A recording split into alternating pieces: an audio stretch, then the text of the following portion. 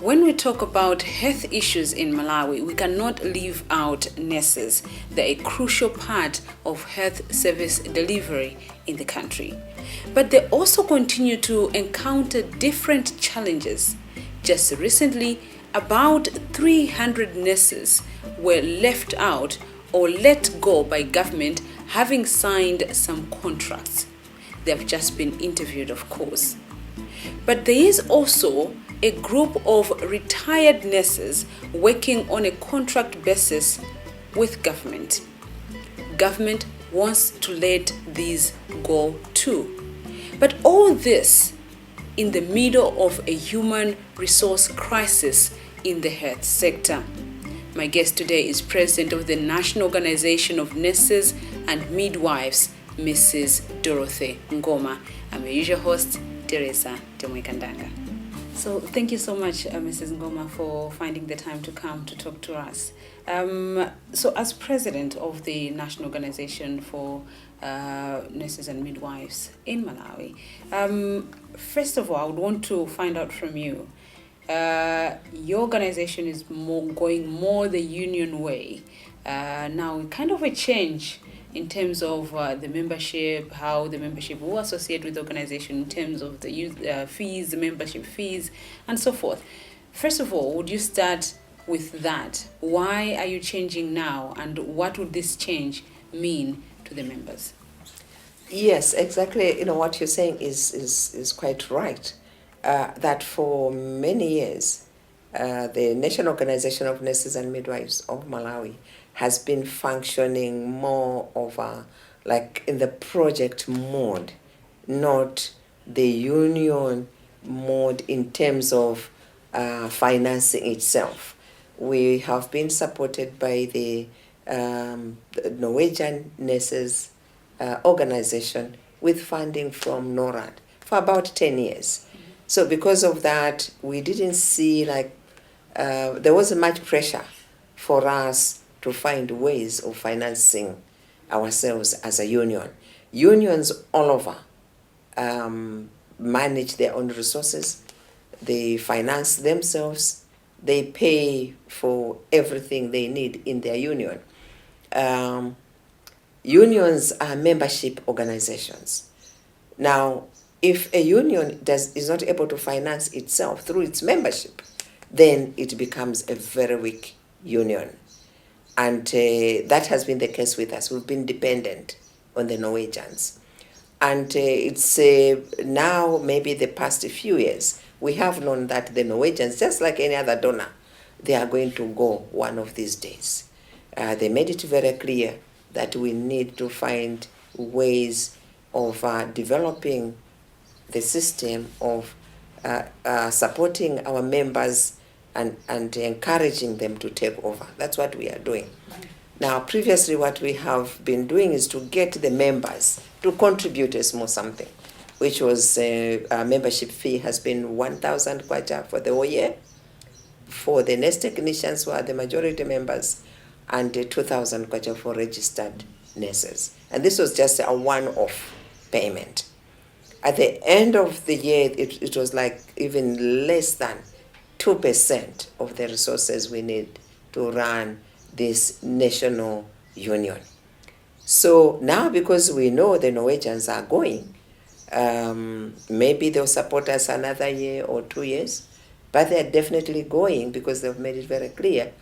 Now, the requirement for unions is that members, when they join, the minimum they contribute is 1% of their income monthly.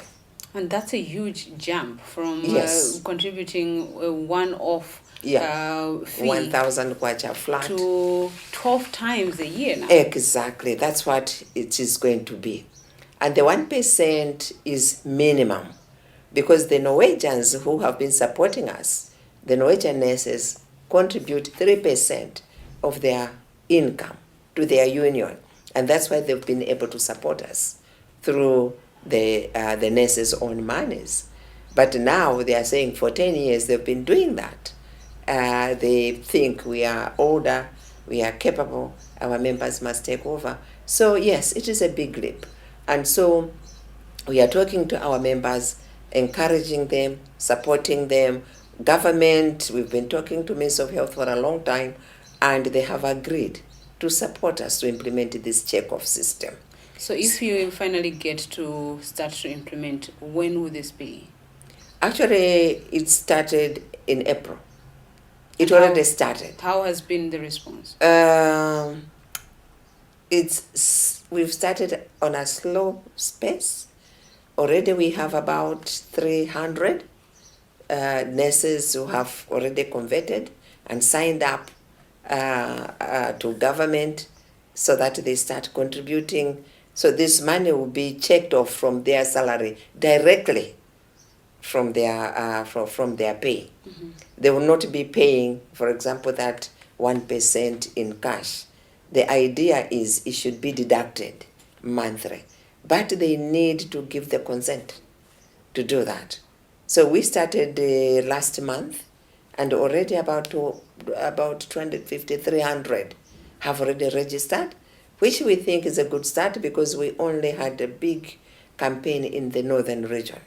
We haven't done this in the central in a big way. Of course, we've already talked to the leadership, but we'll be moving to the central region and the southern region. And that's where the majority of the nurses are. We believe by the end of the year, we should have probably more than 1,000. Mm-hmm. If we can do that, I would say that it's a good start. So you are banking on the volunteer kind of spirit of the nurses. If you don't manage to get to that number, what happens? No, we will manage. If we don't manage, then we are not a union. Then we should make a choice to close down as a union. Because if you look at the teachers' union, they don't get any donor money from anybody. All the unions in this country, they fund themselves through the same 1% check-off system. Everybody pays 1%. Right. But it's new for us as nurses and midwives. And I think it's also new for civil servants because we have always relied on donors. But you know the way the donors have quit on us in this country, we can't rely on them anymore. We have to find ways of doing it ourselves. So we are starting now. Right. And the nurses have to know that if they are going to get the benefits of the union, they should be ready to contribute. Let's talk about recruitment of nurses. This has been a huge issue in the past few months or so. Exactly. And I'm talking about the group of over 300 nurses. Yes. There was an issue where government delayed recruiting these nurses, and then they had to go through some interviews, which of course the organization didn't want that they go through the interviews. Exactly. Talk to me about where we are now and how you would want to proceed as an organization, specifically on these nurses. Okay, on a positive note, let me say that indeed, just as you have put it, we've come a long way to date. And the fact that these nurses we are talking about are those 339 nurses who were recruited straight from school. They were given positions, they signed contracts, and they were sent to their various stations. Some had already gone, others were getting ready to go when government said, no, hold it, we don't have money to pay you, so everybody go back home. Whether you signed a contract, whether you started working, but go home. And that's when the union came in. Because, by the way, our members are not just the already employed nurses and midwives. Students, student nurse midwives, when they are in their colleges, they also become our members. So actually, these were already members as students. And as new graduates, we had to come in when that happened. So we protested to government to say, you cannot do that. Because according to the labor law, if somebody has been appointed and they've signed a contract and they've already started work, if you are going to throw them out, they should have done something. Maybe there has to be some major misconduct for them to be fired. What government did was tantamount to firing them or dismissing them without reason. Right. And as a union, that's our responsibility. And that's why all nurses must be members. because we came in and challenged government to say you can't do that. And we took government to court. The courts agreed with us. But the government reasoning was that we don't have money. And then we said, money or no money, you should have known you had no money, and therefore you shouldn't have recruited them. So, I mean, at this time, now the nurses have gone through the interviews, which you didn't want in the first place. Yes, yeah, you are quite right. We challenged government because our expectation was that because they've already signed contracts, they should just go. Yes, the courts agreed with us, but they also realized that we are not working in a vacuum. So therefore they said go and discuss and sort this out of court, which we did. So we had meetings with the Minister of Health, top leadership, and we agreed that from the explanation that their reasoning was they had jumped the gun. They needed to have formally, according to the changes that have been done in government, they needed to have formally interviewed them through the normal processes and procedures. They jumped that.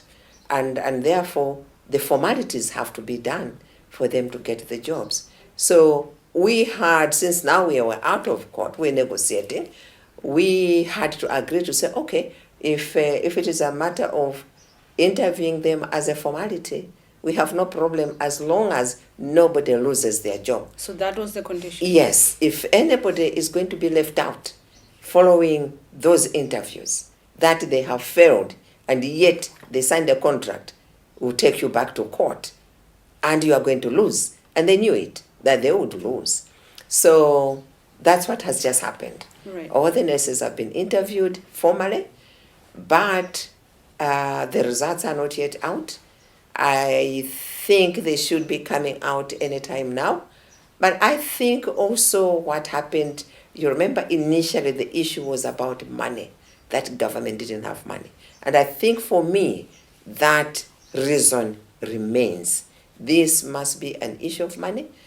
I'm hopeful that now the budgets are out, that government hopefully is going to have money, that they'll be recruited and be paid from the money that has been allocated right. in this year's budget. Right.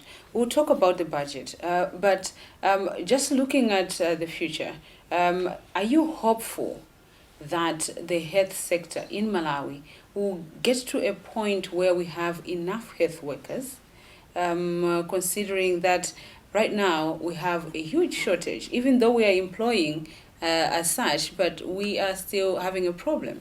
Yes. We have a big problem.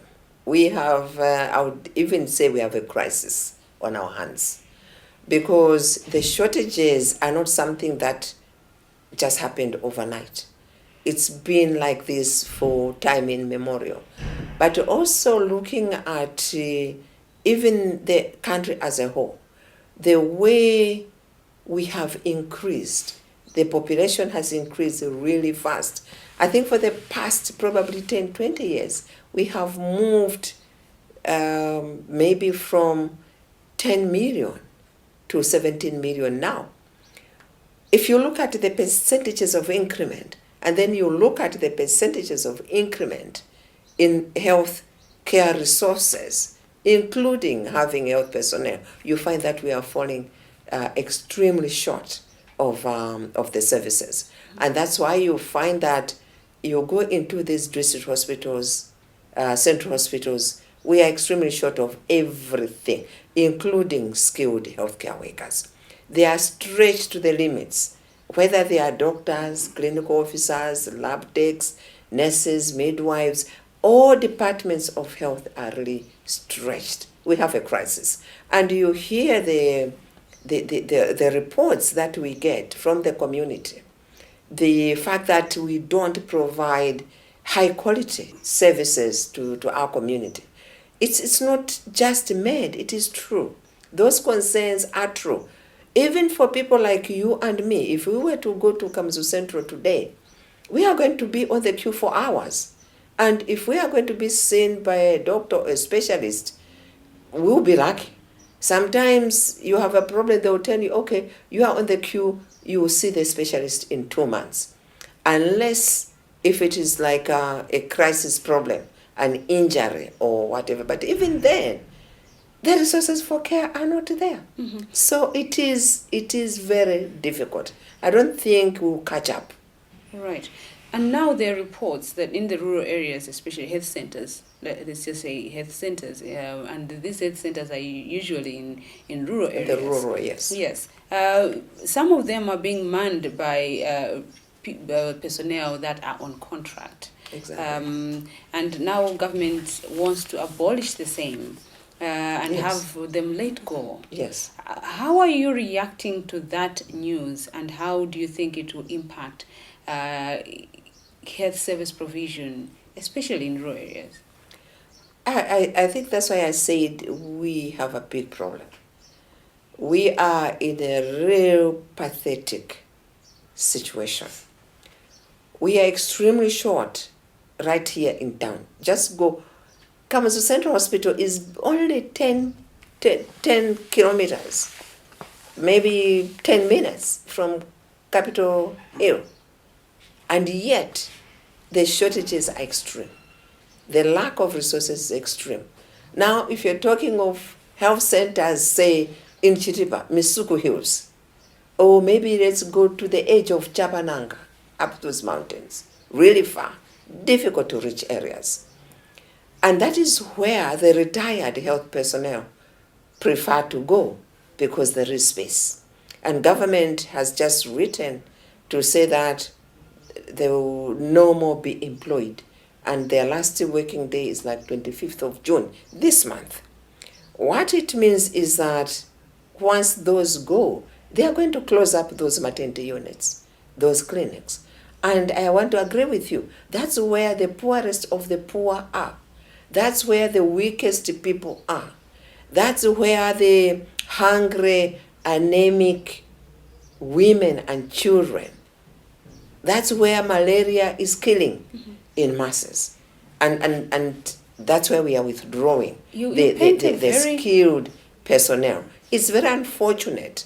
For me, it's a big crisis. You're painting a very gloomy picture of what the impact would be. And you're specifically, to quote you, saying they might actually close. Yes. What would be your advice to government? You know, I have said it many times, this government doesn't need my advice. They don't. We have a whole Ministry of Health. We have members of parliament, over 200 of them. They are coming from those communities. They know. We have ministers, responsible, highly educated people, some of them with the PhDs, professors, highly educated, highly trained. They read, they listen, they watch TV. You, our leaders in the media, have shown these extreme situations. We see this, we hear you. So I don't think they need to be advised in any way. They know what they must do. But the question is, why are they not acting? Why are they writing such memos and yet they know what is going to happen? You think if I say anything, they'll listen to me? Who am I? I don't think they really care about what I say. But if you were in a position to make a decision on this particular matter, what would you do? If I had the power and authority, the priority would be those people. They are the ones who are dying most. That's where the resources are too few. The roads are really bad. And if they will not have the high-tech equipment, they should have a nurse midwife at that level in Misuku Hills, Chapananga. They should have a midwife who will be able to deliver that woman and that baby safely. Where you don't need high-tech equipment, you just need a pair of hands, intelligence, skill to do a good job, and or even to refer and mobilize to say, let's get this woman to the district hospital so that surgery can be done on time. You need a skilled person to save some at that point. If I had the power I wouldn't even do that. Maybe what I would do is to select, to check where are the areas where we cannot remove these month-to-month persons and leave them like that.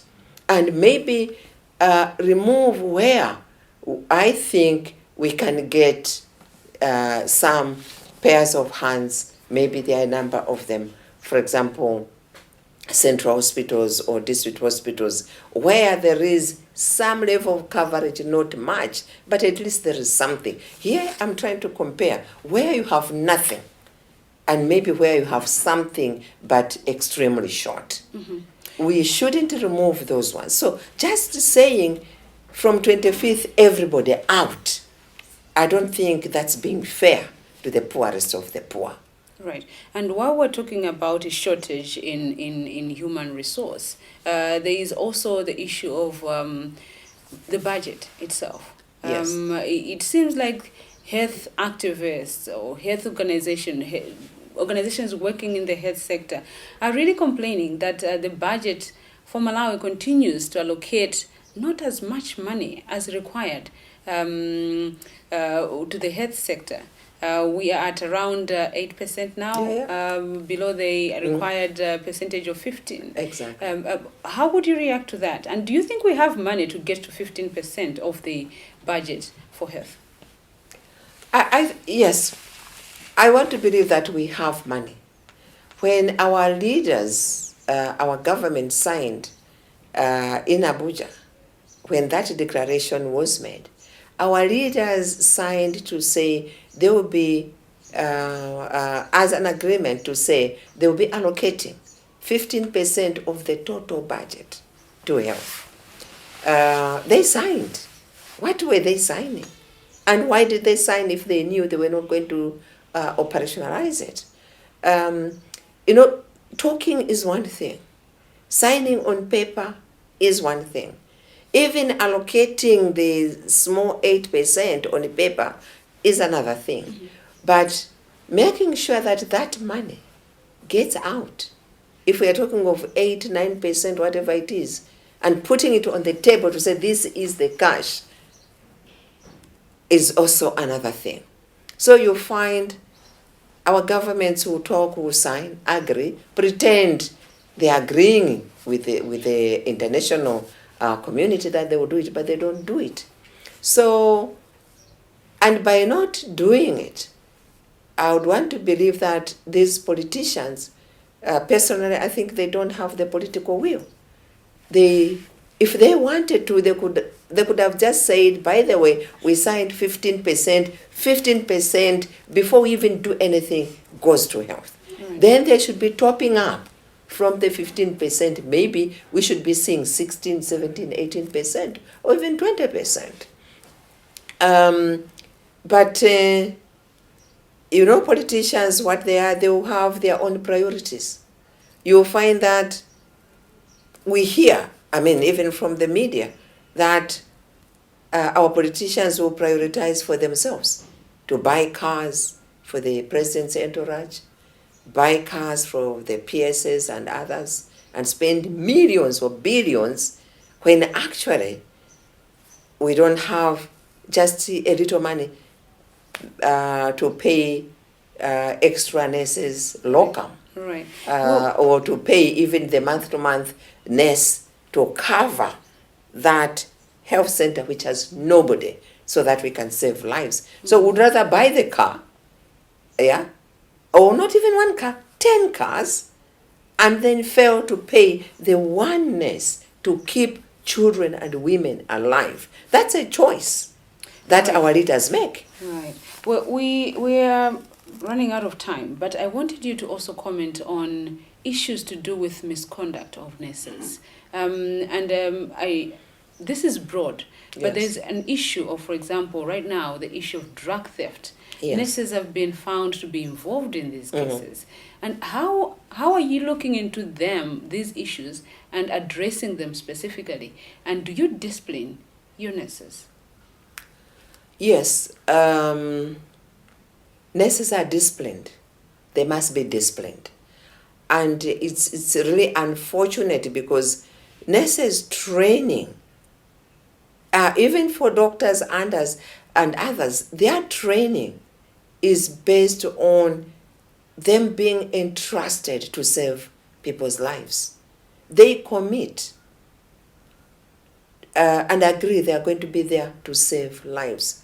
If a doctor, a nurse, a highly skilled healthcare professional, I'm not talking of any person, a professional, goes and steals drugs, antibiotics, maybe drugs for HIV, TB, anti-malarials, they steal these drugs and they know pretty well that if they have stolen those drugs, people are going to die. For me, it's really disgusting. It's unfortunate. It must never happen. And if there are nurses who do that, the police must do their job. Lock them up. And lock them up maybe far where they will make sure that these must be punished because they have killed people. They have allowed people to die. Anybody who steals drugs, our system must not be lenient. And as a union, we will not be lenient to them. If it is proven that they have stolen, we will not be lenient. We have a Nurses and Midwives Council in this country. Our nurses union has a seat there. We sit there. With these nurses, if they are caught and the reports have gone, investigation, we do investigate. Mm-hmm. If they are seen that to have done that, we revoke their licenses. By the way, when nurses are practicing, even doctors, when they practice, they have licenses. Now, if they are going to be caught to have done that, the license is revoked. If there are major misconducts, it's already stipulated. You do this, that, we revoke your license. Or we are going to make a recommendation that you be suspended for 1 year or even 2 years. And if we suspend you or we revoke your license, you will never practice in this country. You will never practice anywhere on earth as a nurse midwife once we revoke your license. We take that seriously and we definitely are going to do it. And I hope that if indeed there are nurses who do that, they must be punished. But let me hasten to say, those who do this are maybe 1 or 2 or 3 who paint this bad picture about nursing profession and nurses, that nurses are thieves. So if it happens, and I know it happens, it's not common. And it's not all nurses. The majority of nurses are professionals. They are trustworthy. They are dedicated. Their job is to save lives as much as possible. Mrs. Ngoma, thank you so much for being with us in the program today. Thank you so much. Thank you.